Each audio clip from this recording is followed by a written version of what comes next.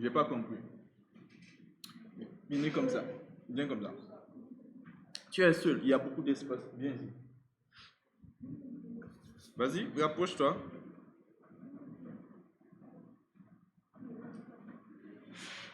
Tu aimes trop cette place-là.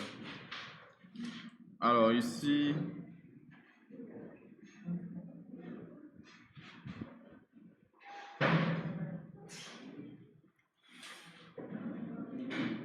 il y a je.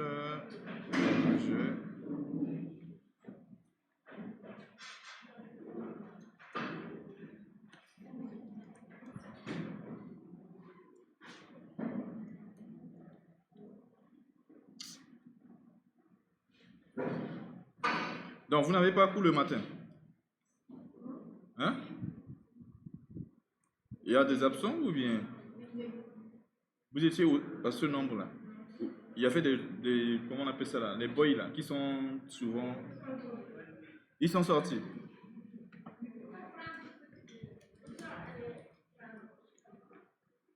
Prendre petit déjeuner. Bon, nous on commence. Alors, donc, suivez bien. Pour mettre en place ce qu'on appelle des fichiers, suivez bien, on va respecter ces principes que je vais vous dire. Première des choses, c'est de créer ce qu'on appelle créer une variable de type file étoile. Pour manipuler des fichiers, on va créer ce qu'on appelle des variables de type file étoile. Deuxième chose, ouvrir le fichier. Ouvrir le fichier. Troisième étape, vérifier si le fichier est bien ouvert. Quatrième étape, si le fichier est bien ouvert, on fait des traitements. Faire des traitements. Et je dis ça, je mets entre accolades si, je vais dire comme ça, s'il n'y a ou bien si le fichier est bien ouvert. Donc, on peut faire des traitements sur le fichier que si on a bien ouvert le fichier et que le fichier n'a pas rencontré des problèmes. Et dernière chose, c'est de fermer le fichier. Et vous allez voir que ces étapes-là vont être des choses vraiment très simples à faire. Donc, première des choses, on va créer une variable de type file étoile. Et deuxième chose, on va ouvrir le fichier. Pour ouvrir le fichier, on va voir comment on fait. Et une fois qu'on ouvre le fichier, on vérifie. Est-ce que le fichier a été bien ouvert? Si oui, on continue, on fait des traitements. Sinon, on ne fait aucun traitement. Si le fichier est bien ouvert, les traitements, c'est par exemple ajouter dans un fichier, lire le contenu d'un fichier, rechercher dans le fichier. C'est ça qu'on appelle des traitements. Et puis à la fin, on ferme le fichier. Mais non, on va prendre cette étape-là, les deux étapes-là que j'ai mis ici, créer une variable de type file et puis ouvrir le fichier là, on va le mettre en une seule ligne. Concrètement, comment ça se passe? Alors, regardez bien, pour créer des fichiers, on met ça file et on met étoile et on met le nom d'une variable est égal et on met fopen. Donc, fopen, c'est une fonction qui permet d'ouvrir le fichier. Donc ça, en même temps, ce qui se trouve sur la ligne, là, créer une variable, c'est ce qui se trouve là. La variable de type file étoile et puis fopen pour ouvrir le fichier. Et maintenant, lorsqu'on fait fopen, on envoie deux paramètres. Le nom du fichier et ensuite le mode d'ouverture. On est d'accord? Il y a ce qu'on appelle le nom du fichier et le mode d'ouverture. Alors, je précise. Comme l'a dit votre collègue, il y a deux types de fichiers. Il y a ce qu'on appelle des fichiers texte et binaire. On est d'accord? Mais nous, on va pas avoir tout le temps de parler des deux fichiers en même temps. Je vais utiliser un fichier que vous allez utiliser qui va être beaucoup plus simple. Ce fichier-là, c'est les fichiers binaires. Un fichier texte, regardez bien, un fichier texte, c'est un fichier non-file, non-fichier, .txt. Un fichier binaire, c'est un fichier non-fichier, .bin. C'est bon? Donc, il faut faire la différence. Les fichiers texte sont des fichiers à extension .txt Tandis que les fichiers binaires sont des fichiers .bin. Attention, il ne faut pas penser que les fichiers binaires, lorsqu'on va ouvrir, on va voir que des 0 et 1. Non, non, ce n'est pas comme ça. Ici, les fichiers binaires, c'est des fichiers qui ne sont pas forcément des fichiers. Quand tu ouvres, tu vas voir les choses très claires. Non, les choses seront un petit peu pas claires pour les gens, mais ce n'est pas forcément des 0 et 1. Mais les fichiers texte, quand vous faites ce qu'on appelle des fichiers texte, si vous ouvrez le fichier texte, vous lisez correctement le texte que vous avez écrit.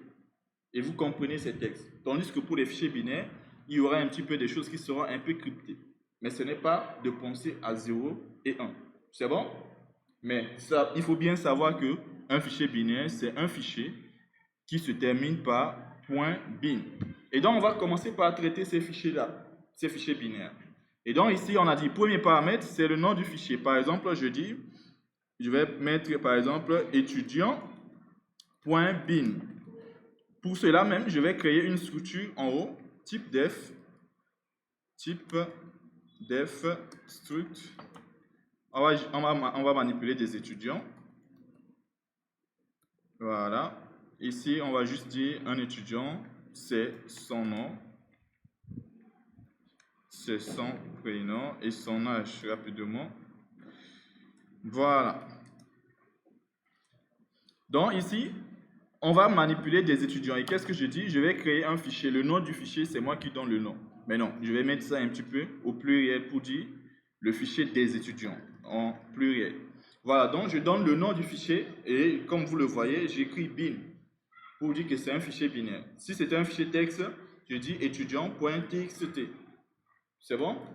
Et nous, on va juste manipuler des fichiers binaires. Alors, le mot d'ouverture, si je vous avais envoyé ce fichier-là. Ce cours.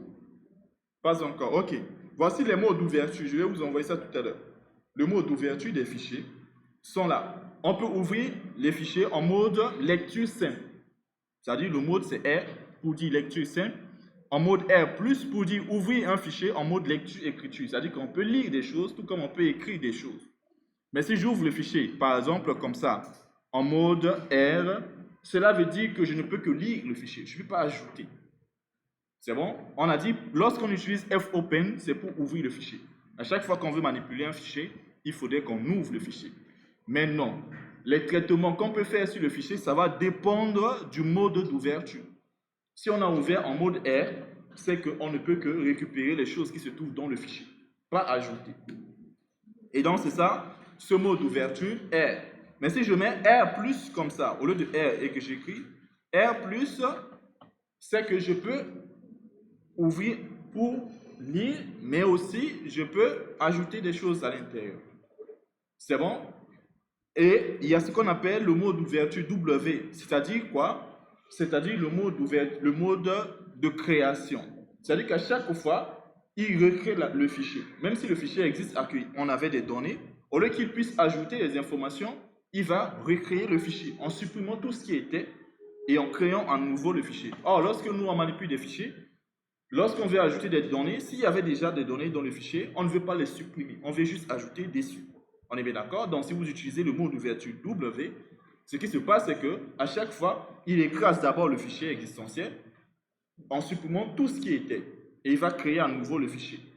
Et vous allez perdre les anciennes informations. Donc, c'est ce qu'on appelle l'ouverture en mode écriture, mode création, on va dire ça. Et il y a le W+, qui permet de faire aussi ce qu'on appelle les opérations de lecture sur un fichier. Et il y a ce qu'on appelle le mode d'ouverture qu'on va beaucoup plus utiliser, le mode d'ouverture A, qui est le mode d'ouverture mise à jour. Au lieu qu'on ouvre le fichier, on crée à chaque fois. Si le fichier n'existe pas, il crée le fichier. Si le fichier existe déjà, il ne crée pas, il ajoute tout simplement vers la fin du fichier. Et enfin, il y a le A++ qui peut faire la lecture du fichier. Mais non, on ne va pas tout apprendre. On va juste apprendre deux. Comment est-ce qu'on peut ajouter et comment est-ce qu'on peut lire. On va utiliser juste deux options. Mais non, il faut bien comprendre que si on utilise juste R, tout ce que je mets ici, ce sont des mots d'ouverture que si vous voyez comme ça, c'est pour des fichiers texte.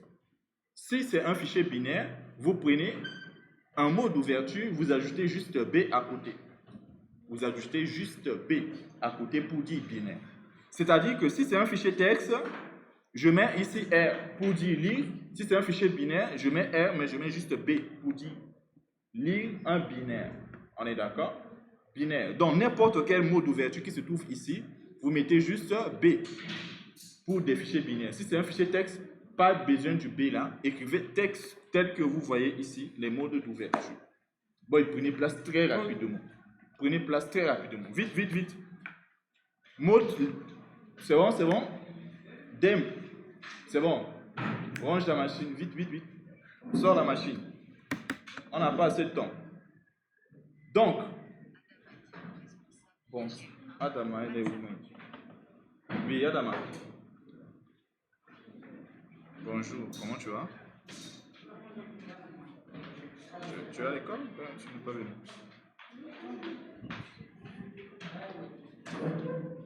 Ah, tu es toujours malade. Tu prends les médicaments, ça va un peu? D'accord. Je pense que tu étais à l'école.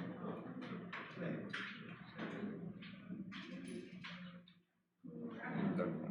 Il faut bien profiter pour te reposer. Peut-être toi aussi tu te reposes pas bien. D'accord, ça marche. Merci. Ok les gars, donc, c'est bon, vous avez pris place. Dem.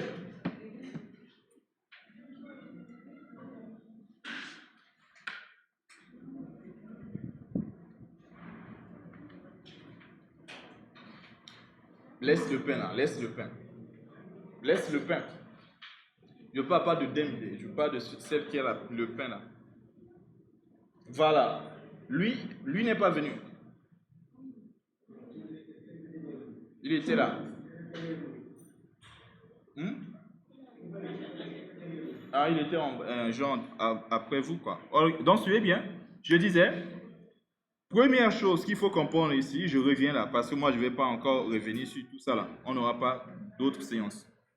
Lorsqu'on veut manipuler des fichiers, il faut respecter ces étapes-là. Créer une variable de type file étoile et ensuite ouvrir le fichier. Ça, c'est l'étape numéro 1. Et comment est-ce que ça se passe ici en concret? Ici, on crée une variable de type file étoile et puis pour ouvrir le fichier, on utilise fopen. On envoie deux informations. Première information, c'est le nom du fichier. Deuxième, ça sera le mot d'ouverture. Maintenant, juste en haut, j'ai montré les deux types de fichiers qu'on peut manipuler ici en C. Des fichiers texte, des fichiers binaires. Fichier texte, un fichier .txt, fichier binaire, un fichier .bin. Aujourd'hui, nous, on va manipuler des fichiers binaires. Donc, on écrit le nom du fichier binaire .bin. Mot d'ouverture, j'ai sorti ici les mots d'ouverture. Voici ces mots d'ouverture que j'ai classés là. Et selon les textes que vous voyez ici, vous allez comprendre. Si j'utilise R, c'est pour faire quoi sur le fichier? R permet de lire tout simplement le fichier. Ouvrir en mode lecture seul. R plus, lecture, écriture, W, création, W plus, possibilité de lire. A, mise à jour, A plus, possibilité de lire. Donc, ce sont les mots d'ouverture. Mais si on écrit ça que seulement comme ça, c'est applicable sur les fichiers texte. Si on veut faire des fichiers binaires, on utilise un de ces mots et puis on met tout simplement B. Si c'est R, on met B. Si c'est A, on met AB, ainsi de suite, ainsi de suite. Bon, je suis d'accord avec vous que si on n'a pas encore un fichier, on ne peut pas lire le fichier. Ça n'a aucun sens. Donc ici, la première des choses que je vais faire, c'est ouvrir en mode soit création, mais je ne vais pas ouvrir en mode création. Le mode d'ouverture qu'on va très souvent utiliser lorsqu'on veut ajouter, on va utiliser le mode A, qui est le mode de mise à jour. Il dit ouverture en écriture pour des ajouts à la fin. Donc si le fichier n'existe pas, il crée. Mais si le fichier existe déjà, il ne le recrée pas. Donc c'est ça le meilleur mode d'ouverture que nous on va utiliser, le mode A. Mais comme c'est un fichier binaire, on met A, B. B à côté. C'est bon? Bon, vous avez rattrapé normalement votre état. On suit maintenant. Après avoir ouvert, j'ai dit ici, deuxième chose, il faut qu'on s'assure, parce que si on ouvre le fichier et qu'on veut ajouter à l'intérieur, il faudrait qu'on soit sûr que le fichier n'a pas rencontré un problème lors de l'ouverture. Alors comment? C'est simple. Ici, lorsqu'on appelle cette fonction fopen, il va ouvrir le fichier et va donner le résultat dans cette variable. On est en train de faire une affectation. On est d'accord? Et donc, ce qui se passe, c'est que si ça retourne quelque chose dans le F, alors le fichier est bien ouvert. Mais si ça ne retourne rien, c'est-à-dire nul, c'est que le fichier n'est pas bien ouvert. Donc, vérifier si le fichier est bien ouvert, c'est de vérifier si F là, il est différent de nul. C'est-à-dire que si est égal à nul, le fichier n'est pas bien ouvert. Mais si on a retourné quelque chose qui est différent de nul, c'est-à-dire que c'est le fichier qui est bien ouvert. Concrètement, comment ça se passe? Eh bien, le nom de la variable if, f là, je vais poser une condition. If f est égal à nul, ça veut dire que le fichier n'est pas bien ouvert. Donc, lorsque j'ouvre un fichier, que ce soit texte ou à la binaire, si j'affecte le fopen, le résultat de fopen dans une variable file étoile, je vais comparer cette variable. Si ça vaut nul, c'est que j'ai un problème d'ouverture. Ce que je peux faire, c'est un petit printf. On peut lui dire problème d'ouverture. Voilà. Et problème d'ouverture, ça veut dire qu'on ne peut pas ajouter, on ne peut pas lire. On est d'accord? Maintenant, sinon, le sinon, ça veut dire quoi? Ça n'a pas retourné nul. Ça veut dire que le fichier a été bien ouvert. C'est là maintenant qu'on va faire tout ce qu'on peut sur le fichier. Donc, il est très important de dire quoi? Après avoir créé la variable file et ouvert le fichier avec fopen, il faut s'assurer que le fichier est bien ouvert. Comment? Si la variable là qui reçoit fopen, si ça vaut nul, c'est que le fichier n'est pas bien ouvert. Si c'est différent de nul, alors là, le fichier est bien ouvert. Si on vous demande comment savoir si le fichier ici est bien ouvert, si f est différent de nul. Parce que si f est égal à nul, le fichier n'est pas bien ouvert. Ok, maintenant, une fois qu'on est dans le else, c'est que l'ouverture a été bien validée. Maintenant, on doit faire des traitements. Les traitements, c'est quoi? On peut ajouter. On peut lire. Mais sauf qu'ici, on ne va pas lire parce qu'on a utilisé le mode A, c'est-à-dire qu'on va ajouter. C'est bon? Donc, ici, les traitements, ce serait d'ajouter des choses. Mais quel que soit ce qui se passe, si un fichier est bien ouvert, tout ce que vous faites la chose. Après, n'oubliez pas juste de fermer le fichier. Fclose. Donc, fopen pour ouvrir un fichier. Et si le fichier est bien ouvert, c'est-à-dire qu'on vient dans ce else-là, on fait tout ce qu'on veut. On n'oublie pas de faire fclose pour fermer le fichier. Donc, voici comment les fichiers fonctionnent. On ouvre un fichier, après traitement, on ferme le fichier. Mais on ferme le fichier que si le fichier a été bien ouvert. Et donc, raison pour laquelle je mets le fclose ici dans les else. Et ces étapes-là sont les étapes de base. Si on veut manipuler ce qu'on appelle des fichiers, que ce soit binaire ou bien texte, ça ne change pas. Ok, maintenant, voyons comment est-ce qu'on peut ajouter avec ce qu'on appelle les fichiers binaires. Bon, tout ce qui se trouve, ça se trouve ici, mais au lieu de dérouler tout ça, je vais juste faire un petit récap rapidement, un petit résumé. Pour ajouter dans un fichier binaire, vas-y, la ligne 14, étudiant.bin. Exactement, ça c'est le mode d'ouverture. Donc, lorsqu'on fait fopen, on envoie en premier lieu le nom du fichier. C'est bon? En deuxième lieu, le mot d'ouverture. C'est-à-dire que j'ouvre le fichier pour faire quoi dans le fichier? Par exemple, toi aujourd'hui, si tu ouvres un livre, c'est pour lire le livre. Donc, tu peux ouvrir un fichier en mode lecture simple. Mais par exemple, si tu ouvres un cahier par exemple que tu as, supposons que tu viens d'acheter le cahier. Il n'y a rien dans le cahier. Donc, si tu ouvres, ce n'est pas pour lire. Si tu ouvres le cahier, c'est pour ajouter des choses. Maintenant, si ce n'est pas un cahier que tu viens d'ajouter, par exemple, d'acheter, c'est un cahier que tu avais acheté depuis le début de l'année, que tu as ajouté des choses, tu as écrit des choses, mais que tu n'as pas forcément rempli le cahier. Aujourd'hui, si tu ouvres le fichier, ou du moins le cahier, c'est soit pour lire les cours qui se trouvent là-bas, ou bien pour ajouter d'autres cours. Est-ce que tu vois? Donc, c'est ce qu'on appelle le mode d'ouverture. On peut ouvrir en mode lecture pour lire. Et ce mode-là, je l'ai placé ici. On a dit, attention, le mode R, c'est le mode lecture simple. Si je veux juste lire les choses qui se trouvent dans le fichier. C'est bon? Mais non, sauf que R simple, c'est pour les fichiers texte. Mais non, donc ça veut dire que tous ces modes d'ouverture-là sont applicables sur les deux fichiers. Mais la différence, c'est que si c'est un fichier binaire, on prend un mode ici, on ajoute juste B pour préciser la différence entre le fichier texte et le fichier binaire. Donc, on prend un mode d'ouverture, si c'est R ici pour lecture, on met juste B. Si c'est R+, comme ça, on met juste après le R+, B. Si c'est W, B. W plus B, A, B, ainsi de suite. C'est bon? Et maintenant, le mode d'ouverture A, c'est juste pour la mise à jour. Pour ne pas qu'on recrée, on supprime les choses. À chaque fois, on ajoute vers la fin. Et c'est le mode d'ouverture A qu'on a utilisé ici. C'est le mode d'ouverture A qu'on a utilisé. Et comme c'est un fichier binaire, après A, le B vient tout juste à côté. C'est bon? C'est bon? Ok, parfait. Maintenant, regardez bien. Et nous, on a ouvert le fichier en mode écriture. Voici comment est-ce qu'on peut ajouter des choses. Déjà, si on veut ajouter des étudiants, il faudrait qu'on puisse saisir des étudiants. Donc, je vais juste en haut créer une fonction qui me permet de scanner un étudiant. Je vais dire scan étudiant. Et cette fonction va me retourner un étudiant. Je vais créer ici étudiant. E. Et là, je vais faire un printf. Entrer le nom, prénom, âge, son âge. Voilà.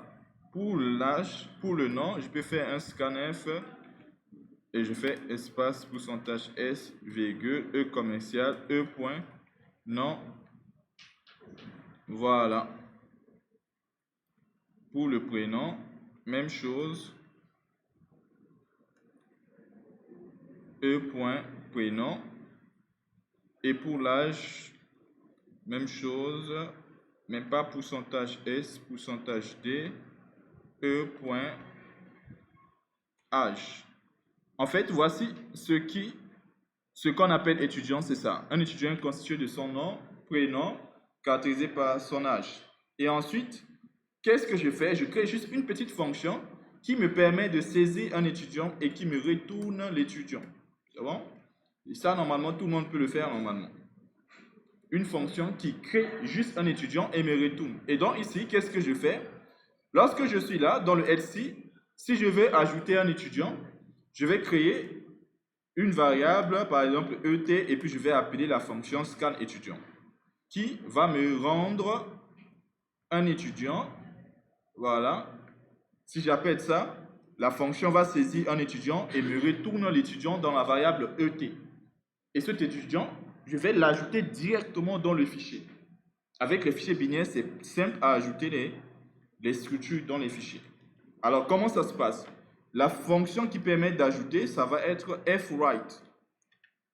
Dans la fonction fWrite, va prendre des paramètres. Premier paramètre, si on veut ajouter un étudiant, on va mettre E commercial, le nom de ma variable de la structure. Si c'était étudiant, je mets E commercial étudiant. Si c'est ET, E commercial ET. Si c'est par exemple E, je mets E commercial E. Donc, je mets E commercial, le nom de ma variable. Deuxième paramètre, je vais mettre la taille de la structure. Je mets avec la fonction sizeOf. La structure, c'est-à-dire quoi? Ici, la variable là que j'ai mis est de quel type? C'est de type étudiant. Donc, quand je fais sizeOf, je mets sizeOf de étudiant. Il va déterminer la taille de cette structure-là. Et troisième paramètre, je vais dire combien d'étudiants je vais ajouter pour l'instant. Là, c'est juste un seul étudiant. Donc, je mets 1. Je pouvais ajouter 2 étudiants, ou bien 3. Maintenant, donc, ici, je précise le nombre d'étudiants que j'ajoute. Mais à chaque fois, pour le moment, j'ajoute un étudiant, un étudiant, un étudiant. Et quatrième paramètre, le dernier, ça va être le nom du fichier. Donc, on met E commercial, le nom de la variable. On met sizeOf, la structure, c'est-à-dire le type de cette variable-là. Je répète, premier paramètre de fWrite, E commercial, le nom de la variable. Deuxième paramètre, vous écrivez la fonction sizeOf, le type de cette variable entre parenthèses. Le type de ET, c'est quoi? C'est ça qu'on met entre parenthèses. Troisième paramètre, on met le nombre d'éléments qu'on ajoute. Ici, on ajoute un étudiant. Et quatrième paramètre, on ajoute l'étudiant dans quoi? C'est dans le fichier. Et voici comment est-ce qu'on peut ajouter Maintenant, ici, je viens là, je rentre dans ce dossier, projet. Pour le moment, on va voir qu'il n'y a pas un fichier binaire qui est déjà là. Il n'y a pas un fichier binaire. C'est-à-dire étudiant.bin n'existe pas encore. Voilà. Et on va compiler ce programme. Ensuite, on va vérifier ce répertoire et voir qu'est-ce qui s'est passé après compilation.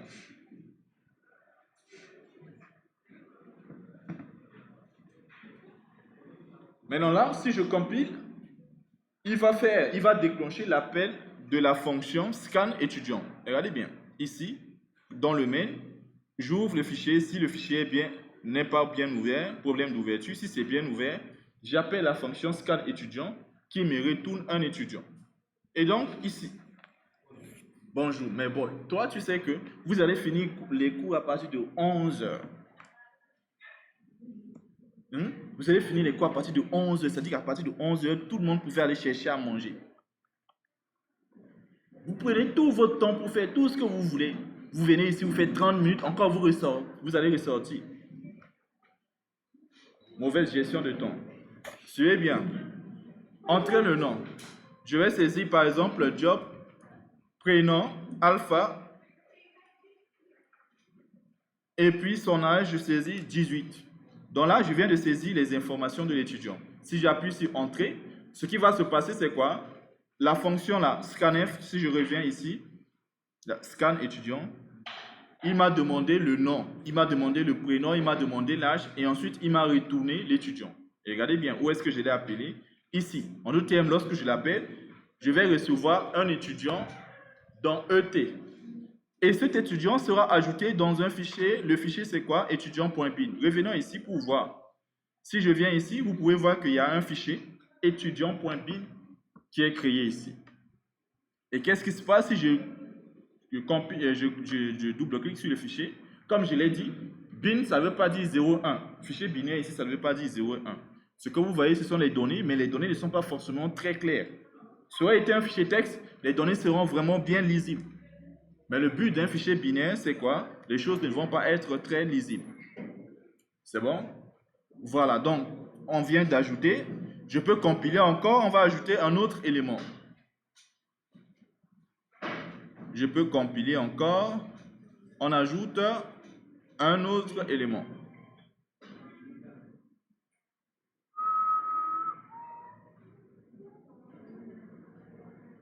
Alors donc, je vais saisir ici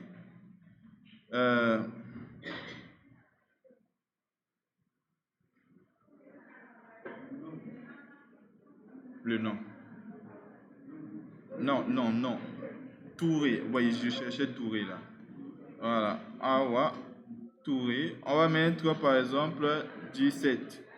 Voilà. Maintenant, je reviens ici.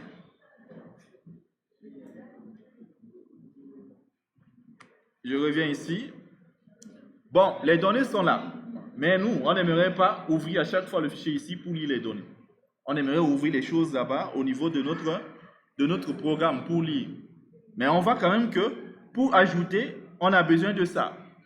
Ouvrir le fichier en mode AB, vérifier si c'est différent de nul, c'est que le fichier est bien ouvert, mais si c'est égal à nul, problème d'ouverture.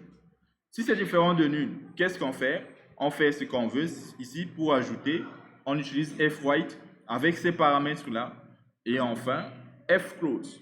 Maintenant, ok, on va faire un petit déplacement. Je vais prendre ça, regardez très bien. Ça, je vais couper du moins, et je vais le mettre dans une fonction que je vais appeler void add étudiant. Donc, regardez bien, je n'ai pas fait grand-chose. J'ai juste créé une fonction. J'ai juste ajouté cette information là-bas. C'est bon? J'ai juste déplacé au lieu que ça soit dans le main. C'est bon? Maintenant, ça me permet de dire quoi? Je vais copier cette fonction. Ici, au lieu de add, je vais dire print. Voilà, on va dire print all étudiant. C'est-à-dire qu'on a l'ajout et ensuite on a une autre fonction qui va permettre d'afficher. Pour afficher, c'est très bien. Pour afficher, on ne va pas utiliser le mode A. On peut utiliser le A+, ou bien on peut utiliser R. On avait dit que R permettait de lire. Mode lecture. mode lecture R. Donc, vous pouvez utiliser R, ou bien R+, ou bien A+, ainsi de suite, mais on va utiliser R. Dans les deux modes d'ouverture qu'on va utiliser, c'est A, W pour le fichier binaire lorsqu'on veut ajouter, et puis R, W si on veut lire. Comme ça, on se limite pour ne pas apprendre énormément de choses. AB pour ajouter, modifier même, et puis RB pour lire les données. Ok, voilà. Maintenant, lorsqu'on veut lire, on ne va pas appeler la fonction scanf quand même.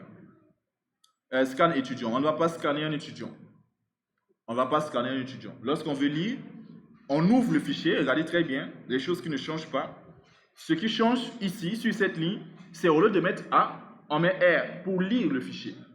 Mais tout ce qui reste sur la ligne ne change pas. Deuxième chose, la vérification, est-ce que le fichier est bien ouvert, ne change pas non plus.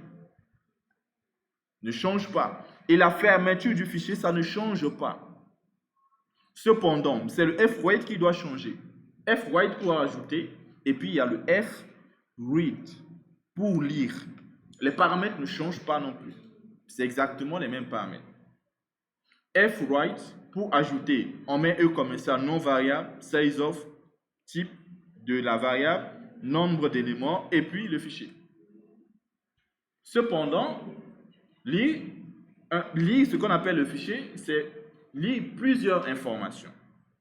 Donc, qu'est-ce qu'on fait? On va faire cette fonction dans une boucle while. On va lui dire de parcourir le fichier. Il va prendre élément par élément. Donc, je fais while et je fais ça. C'est bon? Il faut juste prendre le fRead là, le mettre dans une boucle while. Donc, tant qu'il y a des choses à lire, il va lire jusqu'à la fin. Parce que cette fonction va retourner vrai s'il y a encore des données. Maintenant, si ça arrive à la fin du fichier, ça retourne faux. Et donc, on sera à l'extérieur de la boucle while. Ou du moins, la boucle while va quitter. fRead retourne vrai lorsqu'il y a encore des données dans le fichier. Donc, il va lire étudiant par étudiant dans ET, jusqu'à ce qu'il arrive à la fin du fichier. Il va retourner faux. Et maintenant, ici, si on fait print étudiant, par exemple, non, 2 points, pourcentage S, virgule, prénom, 2 points, pourcentage S, et âge, 2 points, pourcentage D, anti/N, virgule, je mets ici, ET, point, nom, virgule, ET, point, prénom, virgule, ET, point H. Voilà, donc il ressort les informations de l'étudiant. Comme c'est une structure, donc il faut une variable structure. Comme ça, lorsqu'on lit chaque ligne, on lit chaque ligne dans un étudiant ET. Et ensuite, on affiche tout simplement l'étudiant. Maintenant, je vais faire appel à cette fonction print all étudiant dans la partie main ici. En créant comme des fonctions, ça sera beaucoup plus simple à manipuler. Et donc là, je vais compiler ici et on va voir qu'est-ce qui va se passer. On a ajouté 2 étudiants dans le fichier. Ce qu'on peut remarquer ici, c'est les 2 étudiants affichés.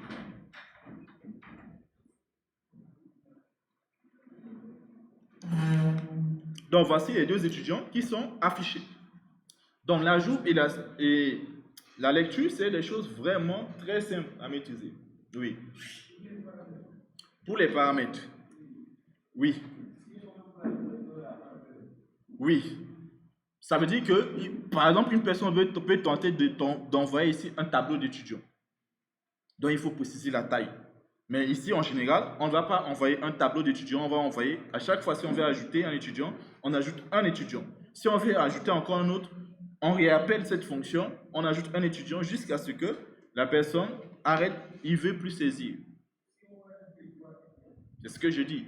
Par exemple, tu peux créer un tableau de 3 étudiants et ajouter ici. Donc là, tu vas préciser le nombre d'éléments. Tu comprends? Mais sauf que là, ce principe-là, il faut oublier. Parce que là, par exemple, dans une application, on ne va pas venir ajouter 5 étudiants comme ça, non. Par exemple, ici, dans une application que tu vois ici à Easy, c'est lorsqu'on vient, un étudiant vient s'inscrire, on ajoute Après, on s'attend, du moins, on prend la pause, on attend. Un nouveau étudiant vient, il veut s'inscrire, on ajoute. Donc, chaque fois, on ajoute one by one. On n'ajoute pas plusieurs. Et si tu vois, dans les systèmes, c'est comme ça. Par exemple, si tu dis tu ajoutes 3, si par exemple 3 personnes viennent, tu ajoutes, mais sinon, du moins si la prochaine personne qui vient, du moins les prochaines personnes qui viennent sont au nombre de 2. Là maintenant tu n'as pas 3, donc tu ne vas pas toujours ajouter 3, 3. Mais tu sais au moins que si on doit ajouter étudiant, c'est ben étudiant par ben. Tu vois? Raison pour laquelle en général, ici on va préciser plus le 1, du moins le 1 en fait. C'est bon? Voilà, en général on va mettre ici 1. Pour la lecture aussi, c'est la même chose. Tu ne connais pas le nombre d'éléments qui se trouvent dans le fichier. Donc, tu lis one by one jusqu'à ce que tu lis tous les étudiants. Tu comprends? Donc, ça va être beaucoup plus le 1 qu'on va utiliser ici. Ici, vous allez juste mettre E commercial, le nom de la variable. Si c'était un employé, n'importe quoi. Le plus important, c'est que E commercial, le nom de notre variable. Et ensuite, size of. Entre parenthèses du size of, ça doit être le type tout simplement de cette variable. Et c'est juste ça. Après, virgule, 1, virgule, le nom du fichier. Que ce soit F8, F-Write, ils ont les mêmes paramètres. Ça ne change pas. Regardez vous-même. Je dézoome un peu. Voici le F-Write. Sauf que le F-Write, on ne va pas l'écrire dans le while. On est bien d'accord? On peut le mettre dans une boucle do while. On demande de saisir à chaque fois, on ajoute. On demande de saisir à chaque fois, on ajoute. Pour saisir plusieurs étudiants. Mais ici, je le crée sous forme d'une fonction. À chaque fois qu'on veut ajouter un étudiant, on appelle add étudiant. On ajoute. On appelle add étudiant. On ajoute. Ici, je crée une fonction print all. Et là, qu'est-ce qui se passe? Ça me permet de lire les fichiers. Et c'est juste ces deux-là qu'il faut bien comprendre. Et si vous comprenez bien, vous pouvez penser faire ce qu'on appelle un petit projet. Mais si vous ne comprenez pas ces deux-là, il n'y a pas de chance. Donc, regardez très bien. Voici les choses qui changent. Sur cette ligne-là, on avait pour l'ajout, on a AB. Sur cette ligne, la même ligne pour l'affichage, au lieu de AB, c'est juste le A qui change par R. RB. C'est-à-dire mode lecture. Ici, AB, mode pour ajouter. Maintenant, la ligne, les trois lignes qui suivent là ne changent pas. On vérifie si le fichier est bien ouvert. Si le fichier est bien ouvert, ça ne change pas. Qu'est-ce qui se passe? Si on veut ajouter, on a besoin d'un étudiant. Mais on doit saisir l'étudiant. Ici, pour lire, on a besoin d'un étudiant. On ne va pas le saisir, mais on doit le récupérer dans le fichier. La fonction qui permet d'ajouter, c'est fwrite. Pour lire, c'est fread. Sauf que fread, on va l'utiliser dans une boucle while. Et qu'est-ce qui se passe? Les paramètres ne changent pas. Et lorsqu'on finit les traitements, fclose. Donc, il n'y a pas énormément de choses qui changent sur les deux fonctions-là. À part le fread, fwrite et puis le aprb.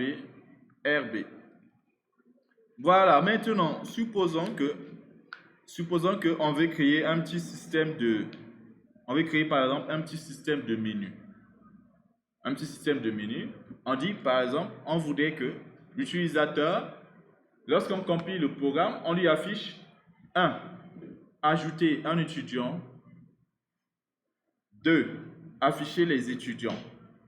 Et puis 3. Quitter le programme, c'est-à-dire un petit programme avec un menu.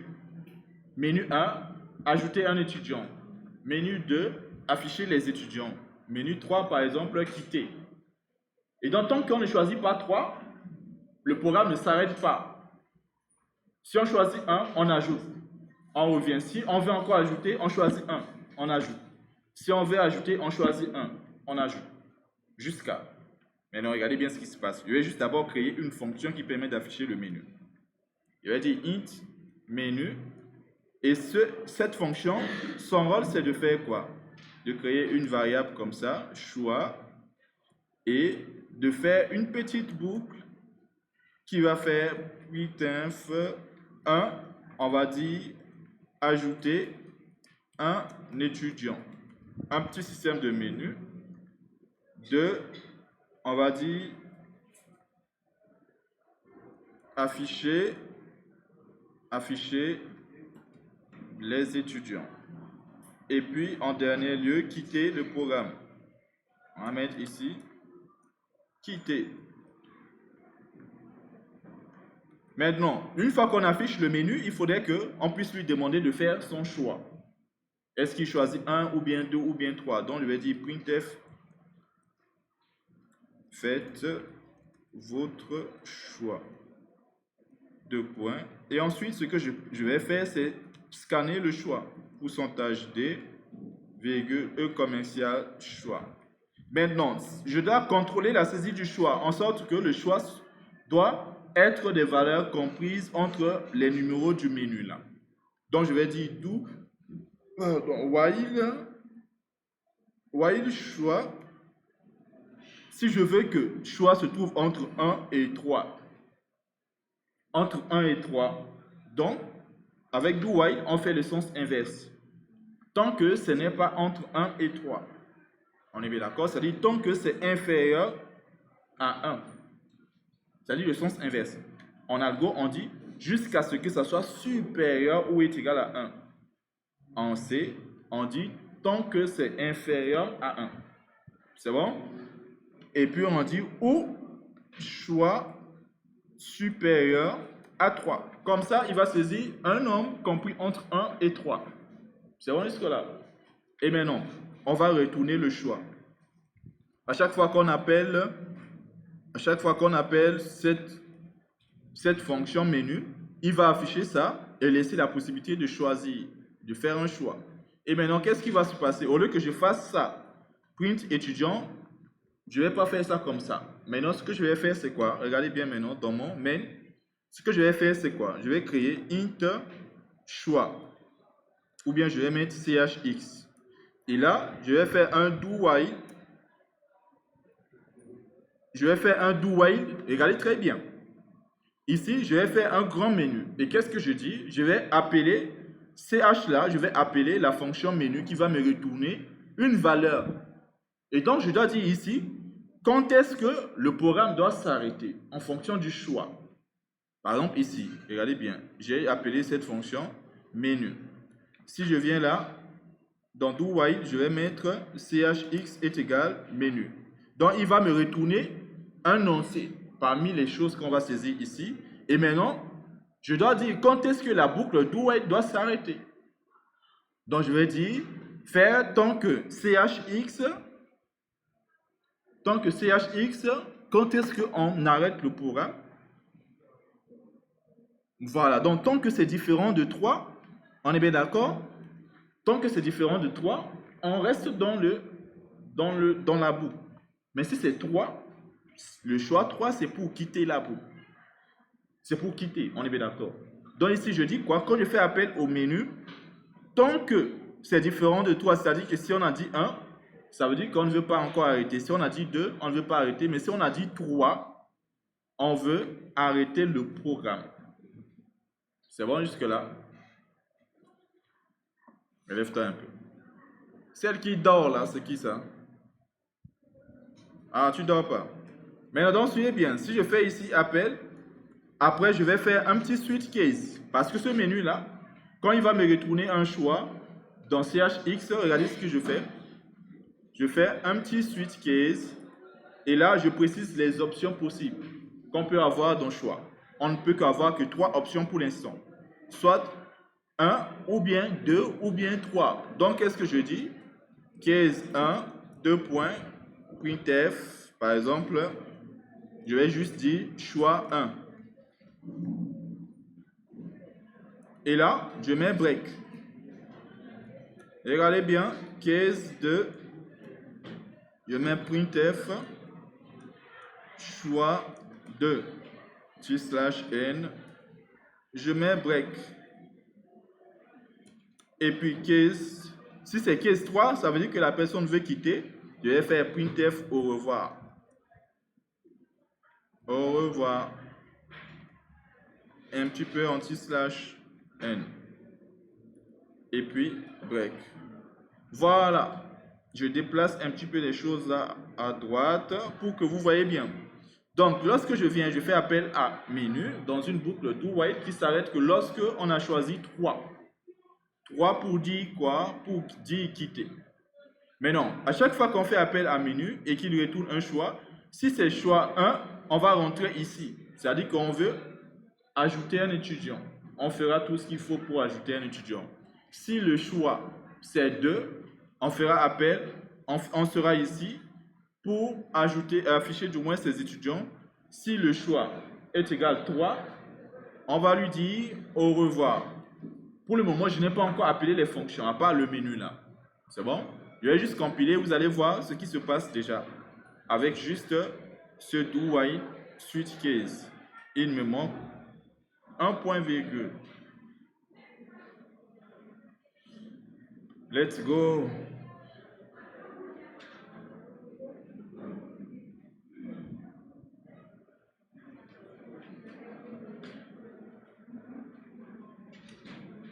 Alors, voyons voir.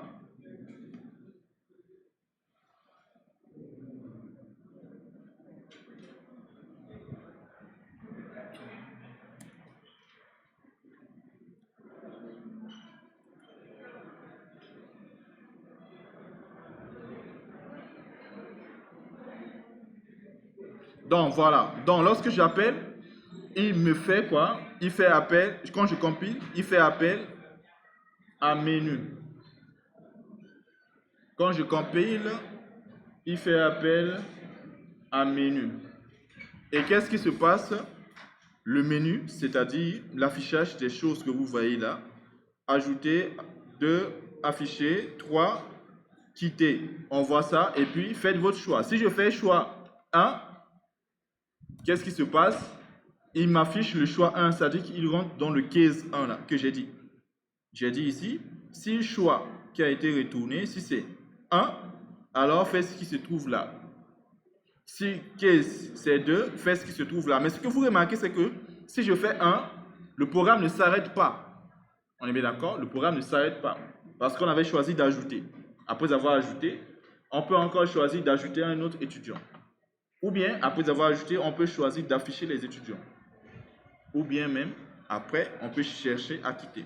Maintenant, si je fais 2, on va voir que là, il rentre dans le case 2. Donc, si je n'ai pas choisi 3, je ne sors pas. Comment on a fait ça? Simplement en faisant une boucle do while tant que ce que le menu retourne est différent de 3. Pourquoi est-ce qu'on a dit ça? Parce qu'on a dit c'est bien 3 qui permet de quitter, qui permet à la boucle de s'arrêter. Donc je dis faire tant que le choix est différent de 3. Et là, qu'est-ce que je dis? Si c'est 1, je précise ce que je dois faire. Si c'est 2, si c'est 3, pour quitter. On va faire 3. Normalement, il doit afficher au revoir.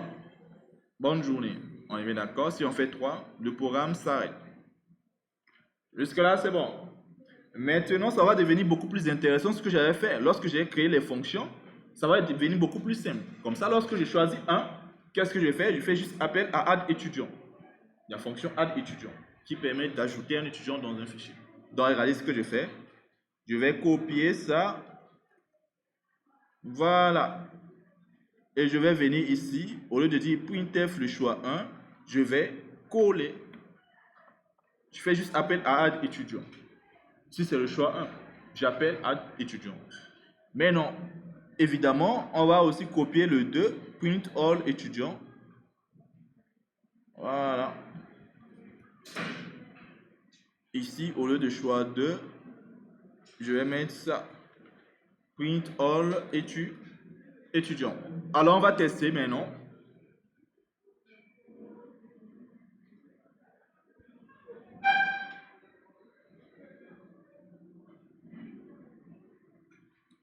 On va tester.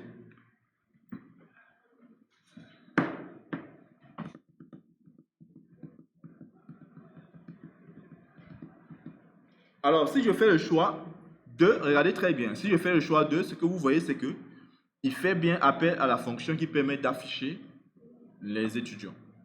C'est bon? Si je refais le choix 2, il va toujours appeler.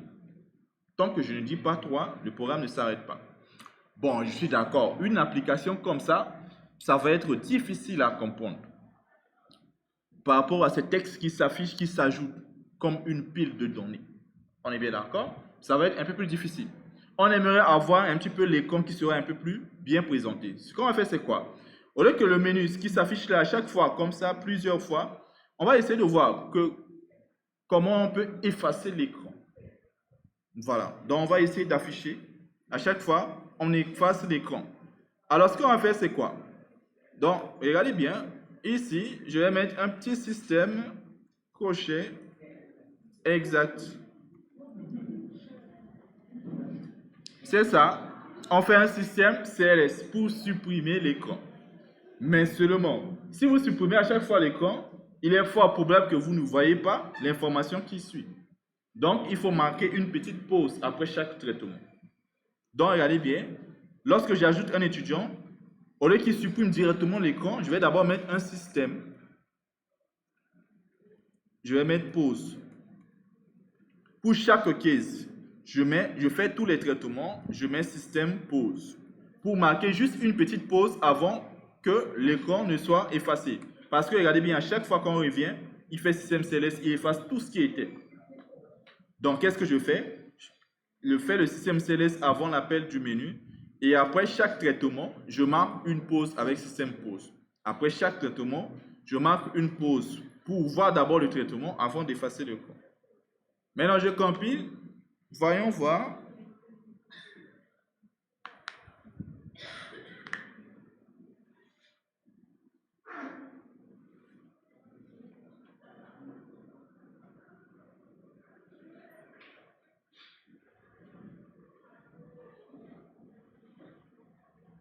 Voilà.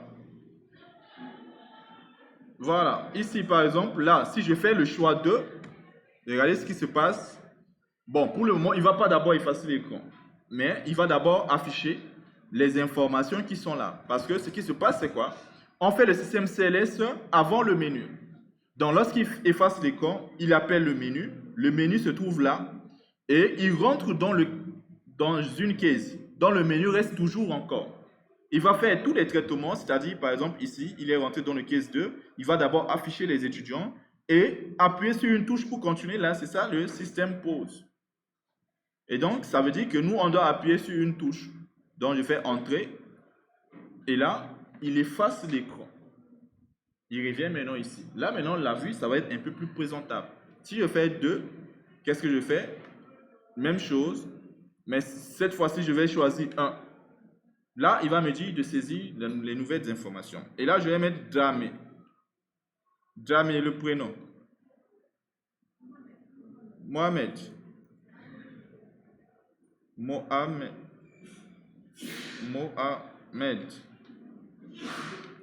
18 ans. Appuyez sur une touche pour continuer. Dans chaque traitement, il faut marquer une pause. Sinon, si vous ne marquez pas une pause, vous voyez comment il efface l'écran là. Vous n'allez même pas voir l'information. C'est bon? Ok, maintenant, je vais ajouter un deuxième. Madjouba. C'est comme ça? Hein? Manjou. D-I-O.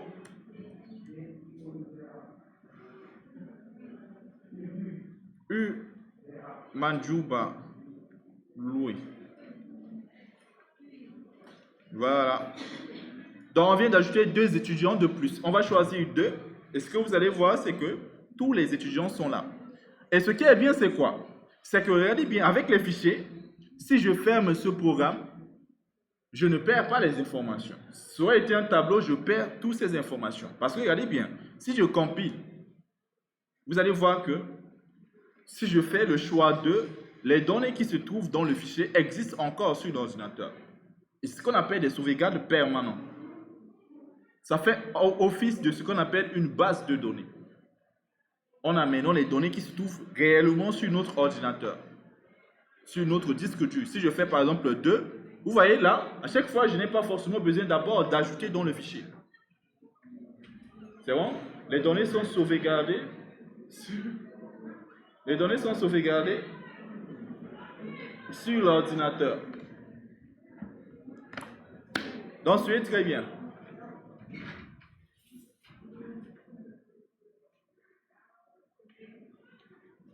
Parfait, c'est bon? C'est bon jusque-là? Donc, c'est très important de comprendre ce qu'on appelle les fichiers. Avec les tableaux, à chaque fois qu'on compilait, il fallait d'abord remplir le tableau avant de faire autre chose. Mais avec les fichiers, si vous avez déjà ajouté des choses dans le fichier, vous n'avez plus besoin d'ajouter forcément. Si vous avez besoin d'ajouter, ajoutez. Mais si vous avez juste besoin de lire, lisez, cherchez, ainsi de suite, ainsi de suite. Mais dans tout ce qu'on appelle les supports de stockage, il y a 4 types d'opérations. Un support de stockage, c'est quoi? Par exemple, une base de données. Par exemple, un fichier comme ça. Quelque chose qui permet de stocker les informations sur notre ordinateur. On est bien d'accord? On va appeler ça support de stockage. Même votre disque dur, on peut dire que c'est un support de stockage. Et sur n'importe quel support de stockage, on a 4 opérations. On vient de voir 2.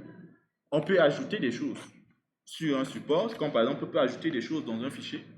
On peut lire les choses qui se trouvent dans un fichier. Les 2 opérations-là sont incontournables.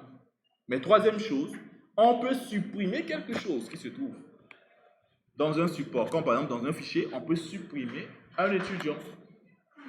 Et puis, quatrième chose, c'est-à-dire qu'on peut modifier quelque chose qui se trouve déjà sur notre fichier ou bien notre disque dur ou bien dans notre base de données. On vient de voir 2.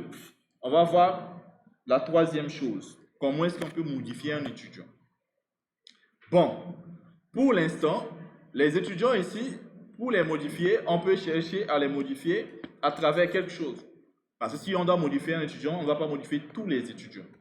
Il faut choisir l'étudiant qu'on veut modifier et ensuite le modifier. Bien ici. Avance devant. Vous de là, ça ne marche pas. Avance. Avance. Voilà. Maintenant donc, ici, on va voir comment est-ce que... Prends juste cette chaise-là. Il y a une chaise là. Mets-toi sur cette chaise. Voilà. Prends ton ordinateur. Voilà. Voilà. Maintenant, tu es très bien.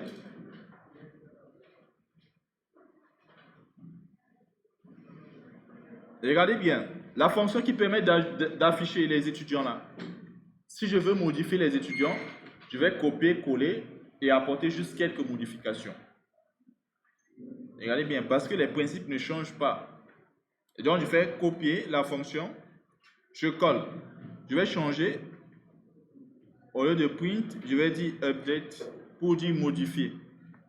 Donc, pour modifier, regardez bien, modifier un étudiant, ça veut dire que l'étudiant se trouve dans le fichier. On est bien d'accord, c'est très bien. Pour modifier un étudiant, on modifie un étudiant qui se trouve dans le fichier. Maintenant, pour modifier quelque chose dans le fichier, il faudrait lire le fichier. C'est-à-dire qu'il faudrait que le mot d'ouverture soit capable de lire les choses qui se trouvent dans le fichier. Sinon, on ne peut pas trouver l'étudiant à modifier. Deuxième chose, c'est que si on lit le fichier, il faudrait qu'on soit capable d'ajouter quelque chose. Parce que la modification, c'est sur le fichier. Donc, c'est lecture pour chercher l'étudiant et puis modification pour changer l'étudiant dans le fichier. Maintenant, ce qui est bien, c'est que on a un petit mot d'ouverture ici, si vous voyez là, c'est ce qu'on appelle le mot d'ouverture en mode lecture, écriture. R+. Donc, si on veut modifier, on peut utiliser R plus B. Donc, regardez bien. Ici, je vais juste, entre le R et le B, je mets juste plus. Voilà, donc, je fais ça, et ça ne change pas, et ça ne change pas du tout. J'ai copié juste, regardez bien, j'ai juste copié la fonction qui permet de lire tous les étudiants, et la seule chose que je viens de modifier, c'est au lieu de mettre juste RB, j'ai mis R plus B pour dire mode lecture, écriture. Et donc, qu'est-ce qui se passe? Au lieu de faire printf pour afficher les étudiants, ce n'est pas pour afficher les étudiants. On va lire les étudiants, on va chercher l'étudiant à modifier. Par exemple, avant de pouvoir lire, on va lui demander par exemple de saisir l'étudiant, le nom par exemple de l'étudiant qu'on veut modifier. Et maintenant, lorsqu'on va lire le fichier, on va chercher dans le fichier l'étudiant qui a ce nom-là. Comme ça, on va le modifier. Si on doit modifier un étudiant, par exemple aujourd'hui, vous venez par exemple voir Madame Adi pour qu'on modifie par exemple des informations qui se trouvent peut-être sur votre bibliothèque ou même sur votre, je sais pas, carte, on ne va pas modifier n'importe quel étudiant. On va vous modifier, mais comment? vous allez présenter votre carte. On va vous chercher par exemple sur votre ID, un identifiant. Et lorsqu'on vous trouve, on présente l'ensemble des informations et puis on modifie. Donc, on recherche sur la base de quelque chose. C'est bon? Il faut rechercher d'abord l'étudiant. Donc, lorsqu'on sort les étudiants du fichier, il faudrait qu'on puisse chercher l'étudiant correspondant à l'étudiant qu'on veut modifier. Donc, qu'est-ce qu'on fait? On va d'abord lui demander de saisir le nom de l'étudiant à modifier. Donc, on peut lui dire printf, entrer le nom de l'étudiant à modifier. Comme ça. Voilà. Et puis, on peut scanner. Voilà. Ici, je mets E commercial, non. Maintenant, ce qui se passe, c'est quoi? Ça, c'est le nom qu'on va rechercher. On est bien d'accord? On va rechercher l'étudiant qui a ce nom-là pour le modifier. C'est bon? Ce nom qu'on demande là, c'est le nom de l'étudiant qu'on veut chercher à modifier. Donc, dans la boucle, lorsqu'on ressort chaque étudiant, on va vérifier l'étudiant dont le nom correspond au nom de l'étudiant qu'on veut modifier. Comment est-ce qu'on fait pour vérifier? On peut utiliser la bibliothèque string.h pour utiliser des fonctions de comparaison de chaînes de caractères. Donc ici, pour comparer, je vais mettre la fonction str. Quelle fonction qui permet de faire la comparaison? La comparaison. CMP, oui, mais celle qui est mieux, case, on est d'accord? CMP, c'est cette fonction qui est mieux pour la comparaison. Et là, on va envoyer et.nom et puis le nom saisi là. On va vérifier. Si ça nous retourne 0, ça veut dire que l'étudiant qu'on vient de sortir du fichier, son nom correspond au nom de l'étudiant qu'on a saisi. Ça veut dire que c'est cet étudiant-là qu'on doit modifier. On ne modifie pas n'importe quel étudiant. Si on veut modifier un étudiant, on lui demande quel étudiant tu veux modifier. On lui demande juste le nom de l'étudiant qu'il veut modifier. Et on parcourt le fichier, on ressort étudiant par étudiant. L'étudiant dont le nom correspond au nom de l'étudiant à modifier. Si on le trouve, à cet instant-là, on va demander les nouvelles informations de l'étudiant. On va dire par exemple, printf, entrer le nouveau prénom. Par exemple, comme ça. Et là, je fais scanf, pourcentage S, virgule, E commercial, ET.prénom. Je peux demander le nouveau âge aussi. Sinon, je pouvais aussi lui demander une confirmation pour la modification de chaque information. Donc, entrer le nouveau âge. Et là, pourcentage D, E commercial, âge.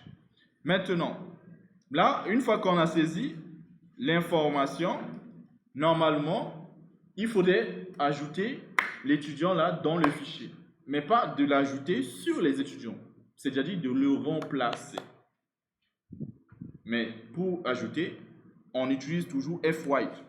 Parce que si je fais comme ça, fwrite, E commercial, voici comment est-ce qu'on a ajouté ET, virgule, size of étudiant, nombre d'éléments 1, non fichier F.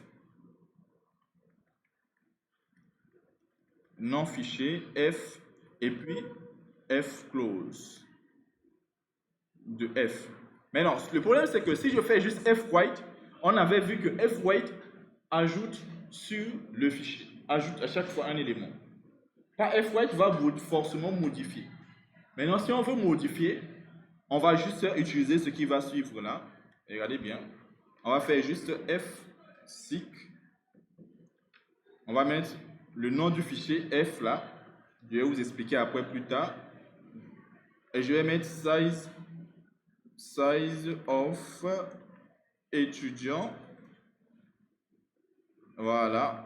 Moins size of. Après, je vais vous expliquer pourquoi. Comprenez que je vais d'abord faire ça avant de faire le F-white. Et ici, je vais mettre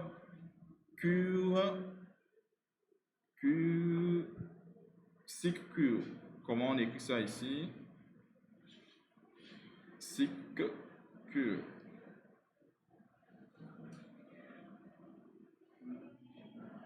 Donc, c'est juste cette ligne-là. C'est juste cette ligne-là qu'il faut d'abord... SIG_CUR. Il faut d'abord ajouter juste cette ligne FSIG, nom fichier, moins taille de la structure CQ, avant de pouvoir réécrire. C'est-à-dire que là, on déplace juste le curseur un petit peu à gauche et puis on écrit à nouveau, ce qui vient supprimer l'étudiant qui était à ce niveau-là. Donc le FSIG permet tout simplement de déplacer juste le curseur et surtout la position CQ, c'est-à-dire qu'à la position actuelle qu'on vient de trouver l'étudiant, on déplace juste le curseur un petit peu à gauche et si on commence à écrire, ça va supprimer l'étudiant qui se trouvait déjà là. Donc, cette fonction-là, on fait après F-white, c'est comme ce qu'on a fait tout à l'heure là pour ajouter. Maintenant, on va tester juste cette fonction rapidement et je vous laisse la possibilité de poser des questions. Alors, ce que je vais faire, c'est quoi? Je vais augmenter les choses. Là, je vais faire 3, ça va être modifié. Pour quitter maintenant, ça va être 4. Donc, si je descends, je vais mettre ici différent de 4. Voilà. Ici, je vais mettre case 4 pour au revoir. Et entre ces cases, je vais mettre case 3. Qu'est-ce qu'on a dit? On fait tout. C'est-à-dire, on fait la modification. Ensuite, on marque une pause. Et ensuite, on met break pour ne pas rentrer dans le case suivant. Voilà. Donc, j'appelle la fonction update. Je marque une pause, système pause. Et je fais break pour fermer le case là, afin de ne pas rentrer dans le case 4 simultanément. Je teste. ASCII, pas d'erreur.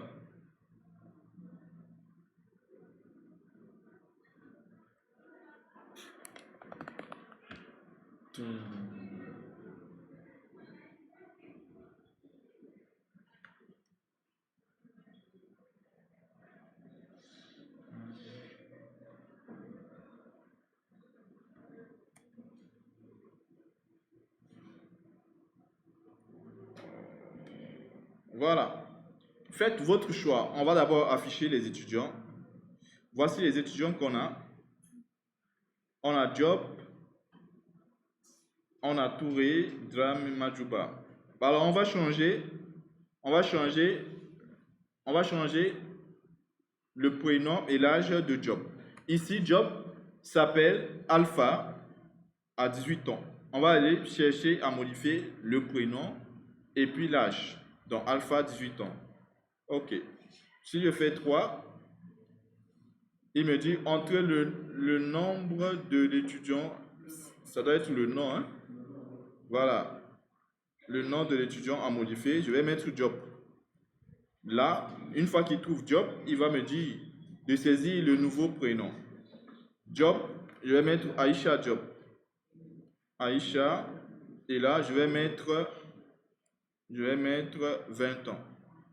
Tout à l'heure, c'était Alpha 18 ans, mais là, je suis en train de modifier son prénom et son âge. Je vais faire entrer, tout se passe bien, et je vais revenir sur le menu, faire appel à 2, et si je fais appel à 2, ce qu'on peut voir, c'est que le job a été bien modifié par Aïcha, âge 20. Alors, ce que j'ai fait, c'est-à-dire ici, regardez bien, je n'ai pas fait énormément de choses concernant la fonction qui permettait d'afficher les étudiants. Mais qu'est-ce que j'ai dit? J'ai copié la fonction qui permettait d'afficher les étudiants. Entre R et B, j'ai mis plus pour mode lecture-écriture. Et ensuite, pour modifier, on a besoin de chercher l'étudiant à modifier. Donc, je crée une variable non. Si on avait dans la structure étudiant ID, j'allais créer un ID. Je vais lui demander l'ID de l'étudiant modifié. Mais ici, on a le nom, le prénom et puis l'âge. Donc, je peux juste demander de donner le nom de l'étudiant à modifier. Et là, la boucle qui parcourt, ça parcourt normalement. Chaque fois, je ressors un étudiant dans ET et moi, je dois chercher l'étudiant dont le nom correspond au nom qu'on a saisi. Le nom de l'étudiant à modifier. Donc, si l'étudiant correspond, alors ça veut dire que c'est cet étudiant-là qu'on doit modifier. Qu'est-ce qu'on fait? On demande tout simplement les nouvelles informations. Pour ajouter dans le fichier, c'est fwrite. La syntaxe ne change pas. Fwrite, E commercial non variable, size of, type de la variable, nombre d'informations et puis le nom du fichier. C'est fwrite. Donc la seule ligne qu'on a ajoutée qui peut être un peu plus compliquée, c'est cette ligne qui permet tout simplement de déplacer le curseur un petit peu à gauche et de réécrire au même endroit. Comme ça permet de supprimer l'étudiant qui se trouvait à cette position. Le F6 là, juste pour déplacer le curseur. À partir de l'endroit courant, secure, 6 ça veut dire à partir du début du fichier, 6.7 du moins, et puis 6n à partir de la fin. Or, nous, on veut modifier l'étudiant qu'on vient de trouver dans position courante, que. Donc, voici comment est-ce que les fichiers binaires fonctionnent. Bon, il faut juste me poser beaucoup de questions là. Il nous reste normalement la suppression, mais on ne va pas faire la suppression aujourd'hui. On va beaucoup plus essayer de comprendre les choses. Est-ce qu'il y a des questions?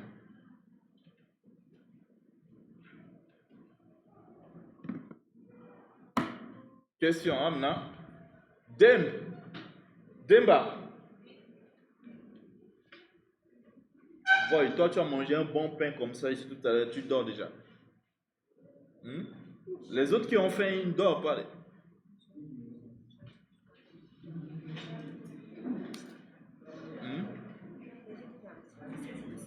Oui. Ah, bon, je ne sais pas si c'est ton ordinateur. Attends. Posez-moi des questions, les gars. Est-ce que le 2, ça marche pour l'affichage? Hein? Pourquoi ça ne marche pas le 2?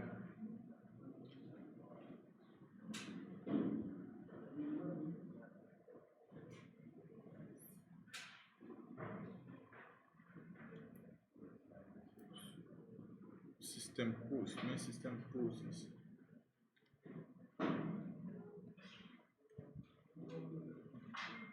Je vous demande, est-ce qu'il y a des questions? Ceux qui sont en train de se... Je sais pas quoi là.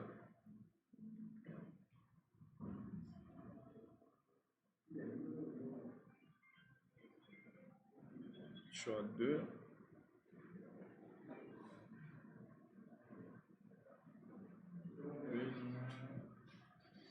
Il n'affiche pas, c'est pas bien ajouté. On va vérifier. Pourquoi?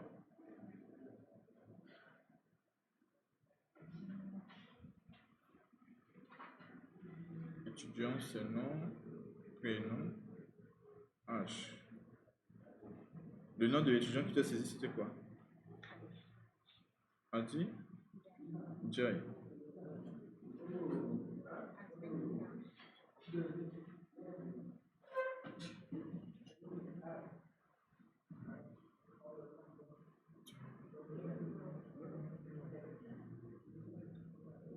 Mais tu n'as pas retourné l'étudiant ici. Le scanf là, il faut retourner l'étudiant. En fait, le problème c'est que tu n'as pas retourné l'étudiant. Ce qui fait que lorsque tu fais appel ici à scan étudiant, ET ne ressort pas l'étudiant qui a été saisi. Tu vois? Donc, supprime d'abord le fichier. Supprime d'abord le fichier, tu compiles. Les gars, posez-moi des questions. Hein? Début. Je descends. Je n'ai pas bien compris ta question.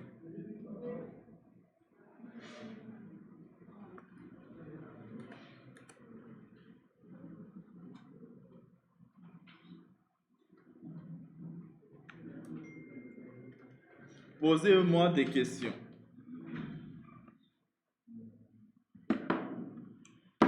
Yao, posez-moi des questions. Laissez les téléphones, posez-moi des questions. Il ne reste que 15 minutes, déposez les téléphones. Hein. Après les 15 minutes, vous allez utiliser vos téléphones. Posez-moi d'abord des questions.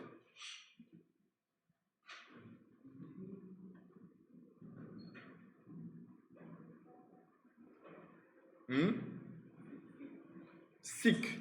Sick. Ah bon, je peux descendre. Hein? Je peux descendre.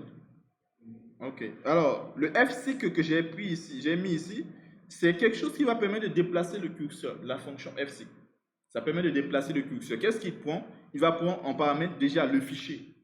On déplace le curseur dans le fichier. C'est bon? Parce qu'on a plusieurs informations. On peut ramener, par exemple, lorsqu'on saisit plusieurs informations, le curseur, par exemple, il est en bas à chaque fois. On peut ramener le curseur en haut. On peut le mettre au milieu ou bien à n'importe quel endroit, ainsi de suite. Donc F6 va permettre de déplacer le curseur à un endroit pour pouvoir faire peut-être un autre traitement. Et maintenant, qu'est-ce qu'il prend en paramètre? Le fichier. Et qu'est-ce qu'il prend en paramètre? La taille ou bien tout simplement la longueur. La longueur, on est bien d'accord? La longueur de l'information qu'on veut, genre la longueur du déplacement. C'est bon? Si on veut déplacer par exemple de 1 mètre ou bien de 2 mètres ou bien on veut se déplacer de 3 mètres. Parce qu'on peut revenir sur ce qu'on appelle le début du fichier, déplacer de quelques mètres, de quelques tailles, quoi. Tu vois? Maintenant, qu'est-ce qui se passe? Cette taille-là, comme nous ici, à chaque fois on ajoute un étudiant, donc on va se déplacer à la taille d'un étudiant. Tu vois? Donc ici, je mets moins size of. Pourquoi? Et puis on va essayer d'abord de comprendre. Je vais ramener le size of, on va revenir sur size of. Je vais d'abord parler de secure. Et puis je reviens ici. Donc d'abord le fichier. Ici quelque chose qui est la taille. Et puis secure pour dire quoi? On précise la position courante. Le curseur doit se trouver là. On lit le fichier. Il lit par exemple le premier étudiant, après le deuxième étudiant, le troisième étudiant. Est-ce que tu vois? Et sur cette position, troisième étudiant, le CQ pour lui dire quoi? Le curseur doit se trouver sur cette ligne-là, sur cette partie-là. Est-ce que tu vois? Mais sauf que, ce qui se passe, c'est quoi? Supposons que les rangées étaient un étudiant, un étudiant. On va dire ça. On va prendre par exemple cette première rangée. C'est un étudiant. Deuxième rangée, un étudiant. Sur cette deuxième rangée-là, ce qui se passe, c'est quoi? On lit comme ça. Est-ce que tu vois? Je fais comment la lecture? Je vais faire comme ça. De toute manière, tu vas comprendre un peu. Donc, supposons qu'on lit comme ça. Et puis, on lit comme ça, dans le sens normal, quoi. On lit comme ça. Donc, qu'est-ce qui se passe? Lorsqu'il lit, le curseur se trouve vers la fin. Après, il passe sur la ligne suivante. Il lit. On est bien d'accord? Maintenant, lorsqu'il lit comme ça, qu'est-ce qui se passe? Le cycle que veut dire le curseur doit se trouver sur la ligne qu'on vient de lire l'étudiant là. C'est bon? Maintenant, s'il ajoute une information, ça s'ajoute vers la fin pour continuer là-bas. Tu vois? Au lieu que ça s'ajoute comme ça, lorsqu'on veut modifier, on ramène le curseur un petit peu négativement vers la gauche comme ça.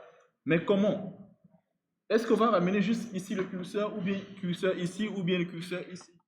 On va juste déterminer la longueur de chaque étudiant. Parce que chaque étudiant, c'est comme ça.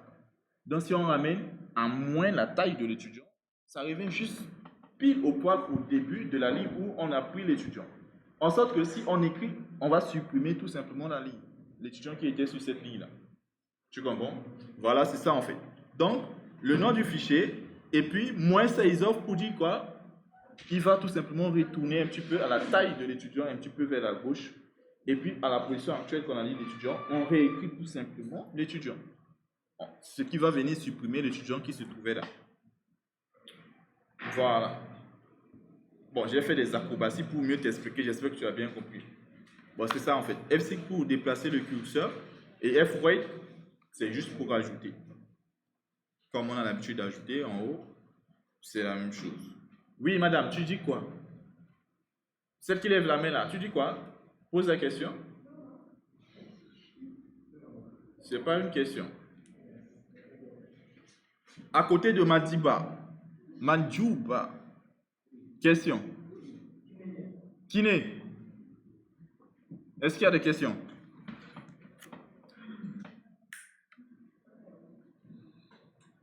Oui.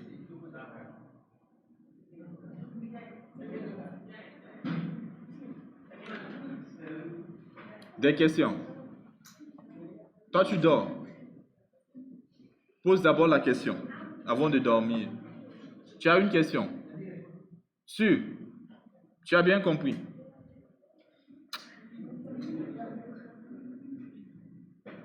Tu n'as pas bien compris et puis tu n'as pas de question.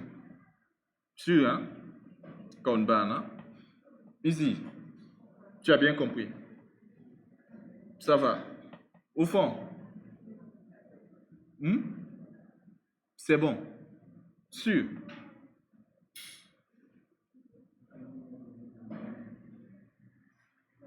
Sûr. Ici. Ça va. Boy.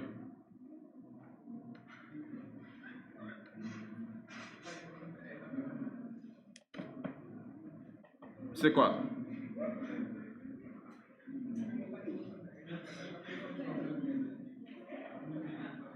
Hein? Doucement. Suivez d'abord, suivez d'abord. Écoutez d'abord. Lui. Pour modifier les ligne par ligne.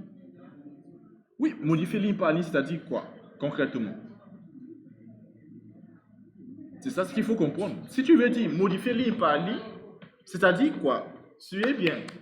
C'est-à-dire que tu enlèves tout simplement la condition. Tu enlèves juste la condition. Parce que là, cette condition-là, ça veut dire qu'on va modifier une ligne précise. Un endroit où on va trouver une information. Mais si tu enlèves ça, qu'est-ce qui va se passer? Il va enlever et il va modifier chaque étudiant. Modifier ligne par ligne, c'est modifier tous les étudiants. C'est ce que tu veux dire.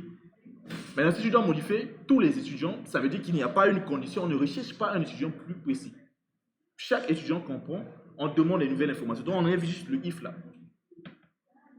Tu comprends un peu ce que je suis en train de dire? C'est ça le principe. Là, avec le if là, c'est là où on va trouver l'étudiant. C'est juste sur cette ligne qu'on va modifier l'étudiant.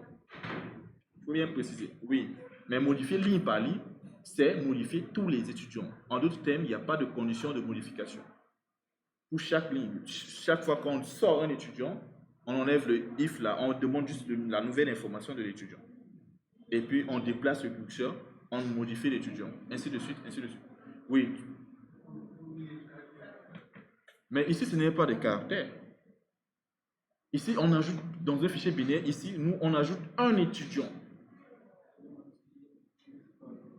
Oui, il y a des fonctions qui permettent par exemple de lire one by one des choses. Mais ici, pour nous, la manière dont on utilise les fichiers binaires, ce n'est pas comme ça.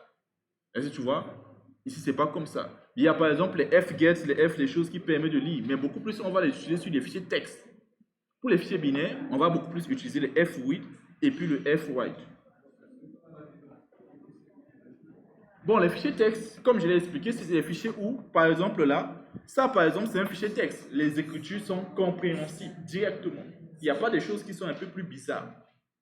Tu comprends? Mais par contre, un fichier binaire n'est pas lisible, pas correctement. Regarde bien le fichier binaire. Ce n'est pas un fichier de 0 et 1, mais c'est ce genre de fichier-là. Voici le contenu d'un fichier binaire. Par exemple, l'âge. Est-ce que tu vois l'âge d'une personne ici? Pourtant, l'âge se trouve là. Tu comprends un peu? C'est-à-dire que c'est un fichier qui est un petit peu comme c'est un peu crypté, des trucs du genre. Comprends juste ça. Les fichiers binaires, c'est comme ça. Qui ne sont pas forcément très clairs, très visibles comme ça lors de la lecture. C'est juste ça en fait. Mais de toutes les manières, avec l'extension .bin, c'est pas les choses que tu vois ici. Si tu supprimes, après, tu risques de ne plus trouver les informations. Donc, il ne faut pas supprimer. Les choses sont bien codifiées. Les informations sont codifiées. En sorte que lorsqu'on veut lire, les choses seront un petit peu changées pour amener à la forme normale. Tu comprends? Dans le principe, comme je l'avais dit, les fichiers binaires, ce n'est pas l'histoire de dire que ici on aura des 0 et 1, mais on aura des informations qui ne seront pas totalement lisibles. C'est bon? Mais ce qui est bien, c'est que les fichiers binaires sont, en tout cas, depuis que j'enseigne ces fichiers texte et binaire, beaucoup me disent que les fichiers binaires sont les fichiers les plus simples à manipuler. Raison pour laquelle, rapidement, je vous montre directement les fichiers binaires au lieu des fichiers texte. Les fichiers texte, il y aura un petit peu des problèmes, bon, pas des problèmes, mais un petit peu plus de difficultés à manipuler que les fichiers binaires. Du moins, ça peut dépendre aussi d'une personne à une autre. Mais c'est sûr que les fichiers binaires ne sont pas compliqués. C'est bon? D'autres questions?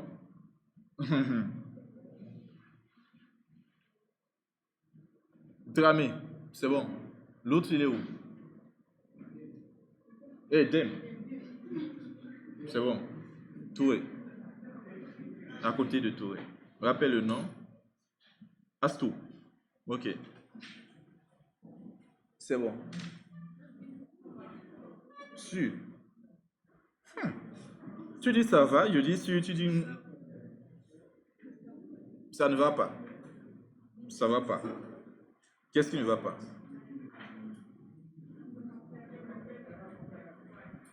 F white pour ajouter. C'est compliqué. Ajouter perdu. Non, en fait, ce qu'il faut savoir, c'est que F white pour ajouter. F white pour lire. Ils ont les mêmes paramètres. Regarde bien, F white, E commercial ET. F white, E commercial ET. Qu'est-ce qui se passe? F white, après le E commercial ET, size of étudiant. F white, size of E commercial étudiant.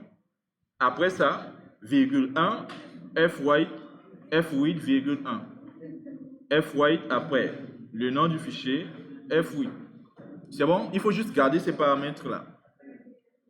Que ce soit, en fait, de toutes les manières, toutes les fonctions que tu vas faire lorsque tu veux manipuler les fichiers binaires, tu vas toujours utiliser ces 4 paramètres-là. Est-ce que tu vois, que ce soit pour ajouter, pour lire, tu vas utiliser que ça.